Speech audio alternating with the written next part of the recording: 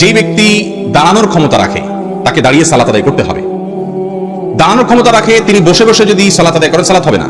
হ্যাঁ, দাঁড়াইতে পারেন কিন্তু রুকু করতে পারেন না, অর্থাৎ কোমর ভাঙতে পারেন না, অনেক ব্যথা হয়, অসহনীয় ব্যথা, অথবা তার স্থায়ী রোগ হওয়ার আশঙ্কা আছে, পড়ে যাওয়ার আশঙ্কা আছে, অথবা রুকুও করতে পারেন কিন্তু সিজদায় যেতে আসতে পারেন না, কষ্ট হয়, অনেক কষ্ট, তাহলে সেক্ষেত্রে সেই ব্যক্তি দাঁড়াতে পারলে দাঁড়াবেন, রুকুর সময় ইয়াতে বসে চেয়ারে বসে ইশারায় রুকু করে সালাত আদায় করতে পারবেন। আর যদি রুকুও করতে পারেন স্বাভাবিকভাবে তাহলে দাঁড়াইতেও হবে, রুকুও করতে হবে, সিজদা যাওয়ার সময় চেয়ারে বসে ইশারায় সিজদা করলে সালাত আদায় হবে। একচেটিয়া চেয়ারে বসে নামাজ হবে না, এই ফতোয়াও সঠিক না। আবার একটু কোমর ব্যথা হইলেই চেয়ারে বসে নামাজ শুরু করে দেওয়া, সেটাও সঠিক না। 10 বছর 20 বছর আগেও তো এত কোমর ব্যথা রোগী দেশে ছিল না, কিন্তু এখন কোত্থেকে তো আসছে। সারা দুনিয়া দাবড়ায় বেড়া, লাফায় লাফায় হাঁটতে হাঁটতে মসজিদে আসছে, মসজিদে এসে ধপাস করে বসে চেয়ারে নামাজ পড়তেছে।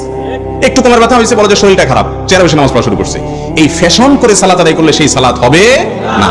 হ্যাঁ, আপনি রুকু করতে পারেন না, সিজদা করতে পারেন না, অসহনীয় ব্যথা যন্ত্রণা, অথবা এরকম যদি আপনি করতে থাকেন, একজন দিনদার এবং অভিজ্ঞ ডাক্তার, দুই যোগ্যতা থাকতে হবে ডাক্তারের মধ্যে, যে ডাক্তার নামাজ কালামের গুরুত্ব বুঝেন এবং ডাক্তারও ভালো, তিনি যদি বলেন যে না আপনি এইভাবে নিয়মিত রুকু সিজদা করলে আপনার স্থায়ী রোগ হতে পারে, তখন আপনি বসে রুকু সিজদা করতে পারবেন। যে ব্যক্তি দাঁড়ানোর ক্ষমতা রাখে না তিনি বসে বসে হাত বেঁধে সালাত আদায় করতে পারবেন। ফাত্তাকুল্লাহ মাস্তাতাআতুম, আল্লাহ বলেছেন তোমাদের যতটুকু সাধ্যে কুলায় ততটুকু আল্লাহকে ভয় করো। অতএব আপনার সাধ্য যেখানে শেষ হয়ে যাবে তারপরে বিকল্প আপনি নিতে পারবেন ইনশাআল্লাহ।